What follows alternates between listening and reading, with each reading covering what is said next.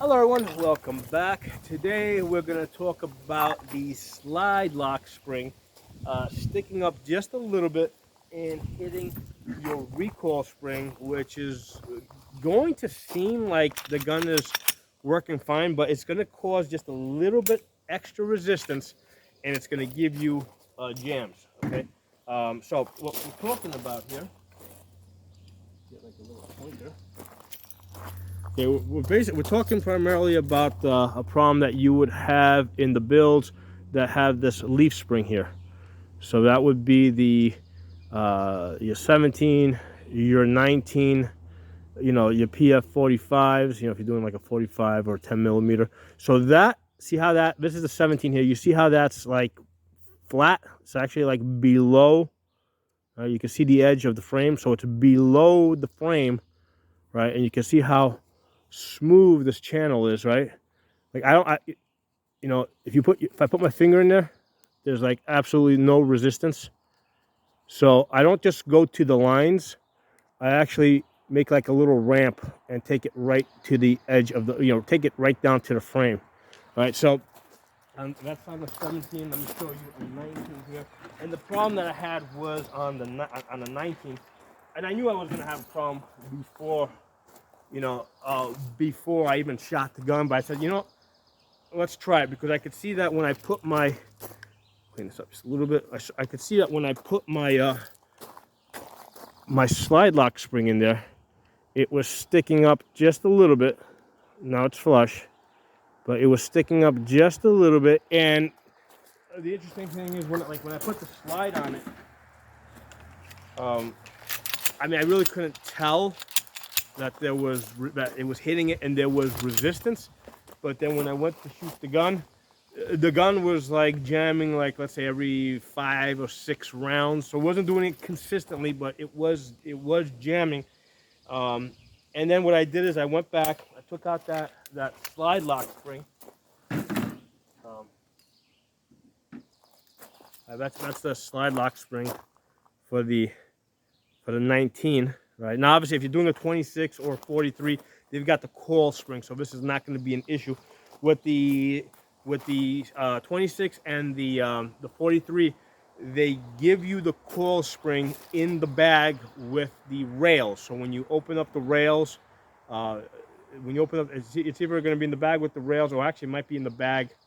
I think on the 26 it's the bag with the rails. On the 43, it's the bag that has the slide catch, right? The bag that has, but on the 23 they give you a slide catch. So I think it's in that same bag. So you're not going to have this problem with those builds. So what I did with this is, first I tried to clip it with these pliers. So what I did is basically I went down to the end over here and I tried to clip it. And I couldn't get through with this. It just didn't have enough leverage, and I didn't want to break these. I've had these since I think I was like 16 years old. So I didn't want to break these. So what I did is I pulled out these guys here, a lot more leverage. I put it in. I just went click, just took it right, click it. Now, if you don't have something like this, you can use your Dremel. All right, you can use your Dremel wheel and just bring it down a little bit. In fact, after I clipped it, I did use this to kind of smooth it out a little bit. If you're gonna do that, make sure you take a little Sharpie and just mark it. Just make a line and Dremel that line off, basically, because you don't need to take a lot off. You just need this to get flush in there. Now, before you go crazy with this, right? Remove the slide lock. Take a pick like this, look at it, right? And I picked a light colored frame here so it's easier to see.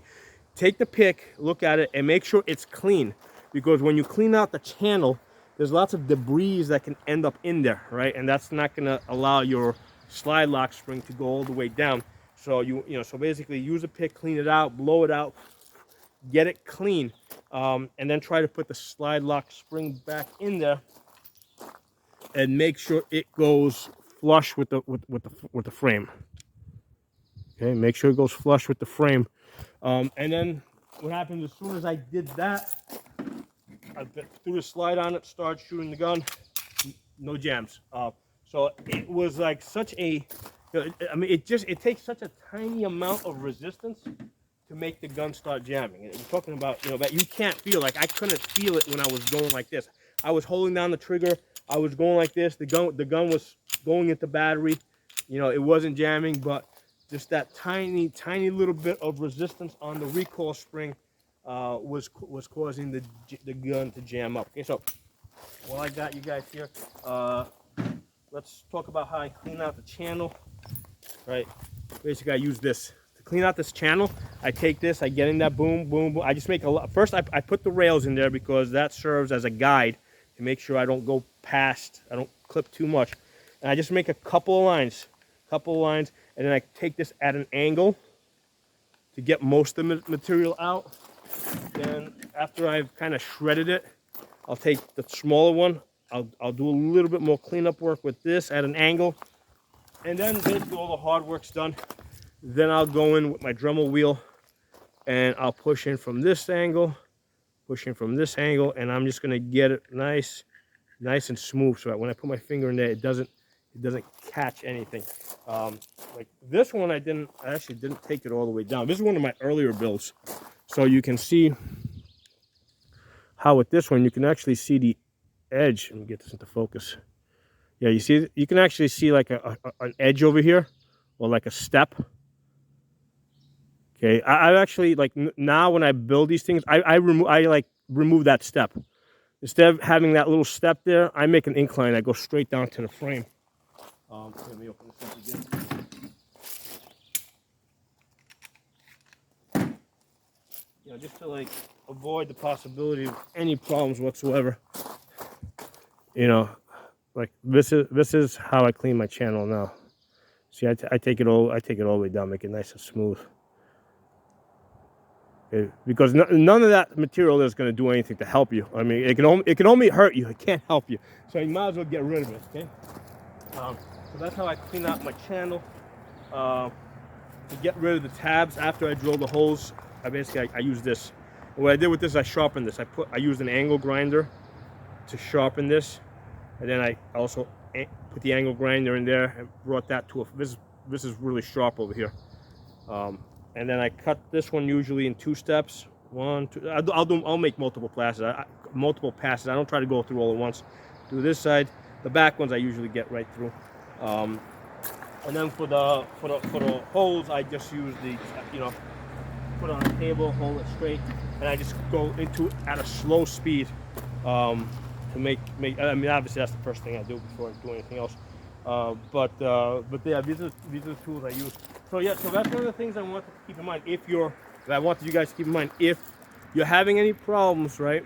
One of the things that you're gonna look at is look at the slide lock spring. This little guy here. This is the 19 on the 17. It's a little bit bigger. Okay, make sure that it's not sticking above the frame. It should be flush with the frame level or below it. It doesn't matter if it's a little bit below it, but it can't be sticking up at all. So I hope this video was useful for you guys. Let's get back together.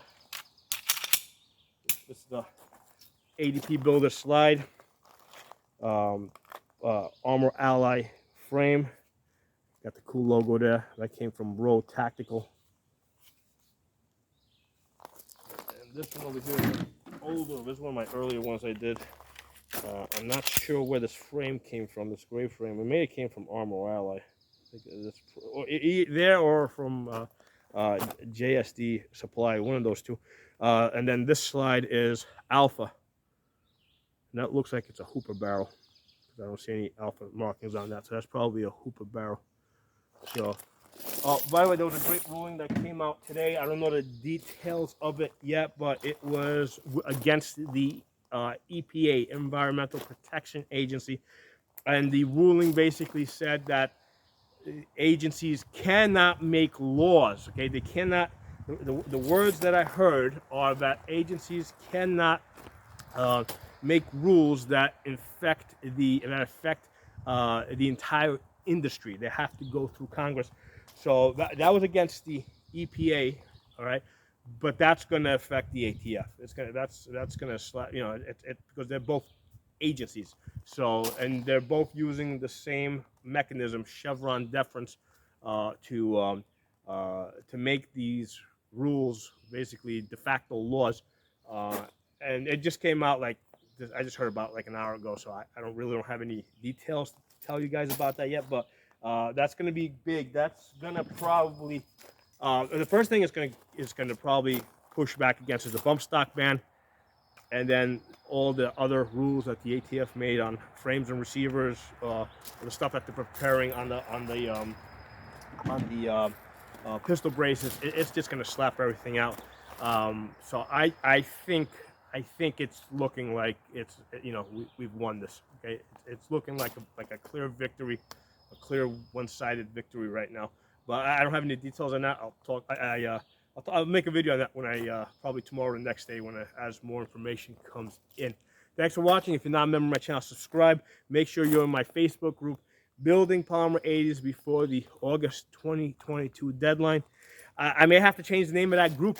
Okay, I'm actually thinking I'm going to change once I know for sure that this deadline is gone, I think I'm going to change the name of the group to Building Polymer 80s, because, and then a couple of dots, shall not be infringed. I think that's going to be the name of that group. But for right now, it's Building Polymer 80s before August 2022 deadline. Let me know how you guys like the name of that. Okay, that's the one that we're going to go with. Talk to you guys soon.